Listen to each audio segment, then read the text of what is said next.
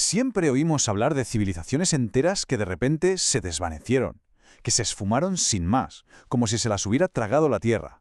Pero, ¿y si esa historia de misterio que nos han contado tantas veces no fuera del todo cierta? Pensemos en esto. Mucho antes de los grandes imperios que todos conocemos, hubo pueblos capaces de levantar ciudades enormes, con una planificación y una escala que, sinceramente, a día de hoy todavía nos deja con la boca abierta. Y no solo eso, es que además desarrollaron sistemas de escritura complejísimos, dominaron la astronomía para entender los ciclos de la naturaleza y crearon redes comerciales que se extendían por continentes enteros. O sea, su legado es muchísimo más que un montón de ruinas. Pero claro, la leyenda dice que, justo en la cima de su poder, de la noche a la mañana, ¡zas!, se esfumaron. Desaparecieron sin más, aparentemente sin dejar ni rastro. Pues bien, aquí es donde la cosa se pone interesante, porque la ciencia moderna está reescribiendo por completo esa historia. Y la verdad que está saliendo a la luz no tiene que ver con misterios inexplicables, sino con algo mucho más fascinante: resiliencia, adaptación y cambio. Venga, vamos a empezar nuestro viaje en la civilización del Valle del Indo, que floreció hace miles de años en lo que hoy conocemos como la India y Pakistán. A ver, para que nos hagamos una idea, estamos hablando de ciudades con un sistema de drenaje avanzadísimo, calles trazadas en una cuadrícula perfecta y miles de casas con su propio baño privado. Y ojo, todo esto hace más de 4000 años. Incluso tenían una escritura propia que a día de hoy sigue siendo un auténtico enigma. Entonces, la pregunta es, ¿qué pasó? Pues la respuesta no es un gran cataclismo que los borrara del mapa, fue algo mucho más sutil. Un declive gradual, lento, provocado por una especie de tormenta perfecta de varios factores a la vez. El principal culpable, como vemos, fue el cambio climático. Los monzones, de los que dependía toda su agricultura, empezaron a fallar. Y por si fuera poco, los ríos que daban vida a sus ciudades cambiaron de curso. Así que la gente, ídolo más lógico del mundo, se mudó, siguiendo el agua. Vale, ahora saltamos de continente. Nos vamos a las Américas, para ver cómo se repite un patrón muy parecido con los Anasazi y los mayas. En lo que hoy es el suroeste de Estados Unidos, el pueblo Anasazi construyó estas ciudades alucinantes, excavadas en mitad de los acantilados. Pero su cronología nos muestra un punto de inflexión brutal. Llega el año 1300 más o menos, y las grandes ciudades se abandonan. ¿Por qué?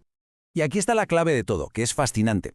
Es que no desaparecieron, se transformaron. Simplemente migraron, se adaptaron a nuevos lugares y sus descendientes directos son las comunidades pueblo que existen hoy en día, como los Hopi y los Zuni. Con los mayas vemos algo casi idéntico.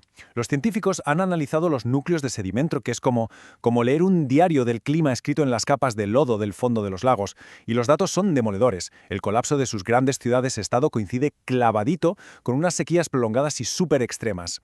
O sea que, de nuevo, no hay ningún misterio. Fue una combinación letal: estrés ambiental por la sequía, competencia brutal por los pocos recursos que quedaban y, finalmente, un fracaso político total.